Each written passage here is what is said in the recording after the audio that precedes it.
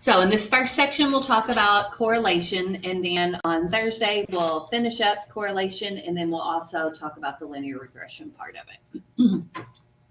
So in this section, we're introducing linear correlation, independent and dependent variables, and the different types of correlation. We'll look at how to find a correlation coefficient. We'll look at how to test a population correlation coefficient. Rho is that symbol, that kind of fancy looking P is rho, R-H-O, using a table. And then we'll look at how to perform a hypothesis test for a population correlation coefficient rho and how to distinguish between correlation and causation.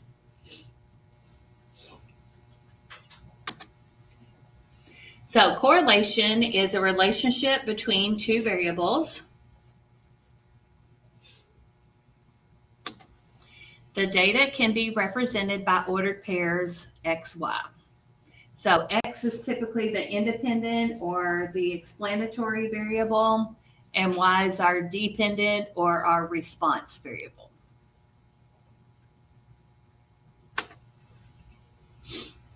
So in a scatter plot, the ordered pairs X, Y are graphed as points on a coordinate plane. And our independent variable X is measured on the horizontal axis. The dependent or the response variable Y is on our vertical axis. A scatter plot can be used to determine whether a linear correlation exists between two variables.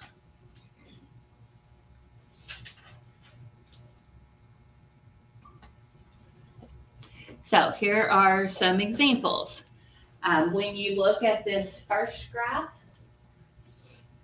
we can tell it's not exactly a straight line, but I can tell that as X is increasing, Y is decreasing.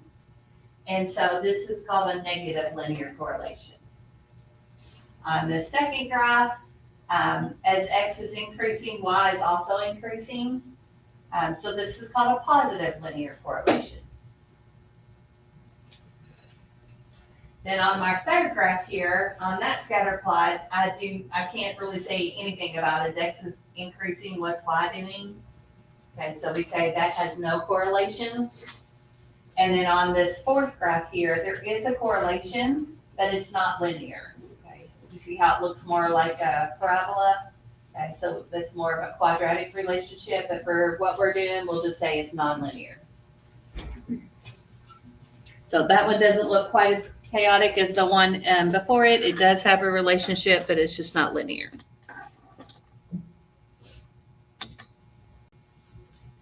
So on this first example, we're going to construct a scatter plot. An economist wants to determine whether there's a linear relationship between a country's gross domestic product, which is abbreviated GDP, and the carbon dioxide emissions. The data are shown in the table. We want to display the data in the scatter plot and describe the type of correlation. So here's what our scatter plot looks like. Your problems are pretty much going to be on my lab, so just watch little things like sometimes they'll mix up the X and Y axis, that kind of thing. So you're graphing the point 1.8 and then 604.4. And so on.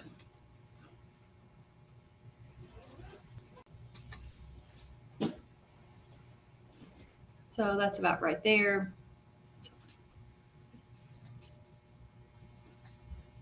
So as you look at that scatter plot, as X increases, what does Y do? Increases as well. So we would say that it has a positive linear correlation. More particularly with what the X and Y axis stands for, as the gross domestic products increase, the carbon dioxide emissions tend to increase. Okay, next, a student conducts a study to determine whether there is a linear relationship between the number of hours a student exercises each week and then the student's GPA. The data are shown in the table below. We want to display the data in a scatter plot and describe the type of correlation. So X is the hours of exercise, and Y is the GPA.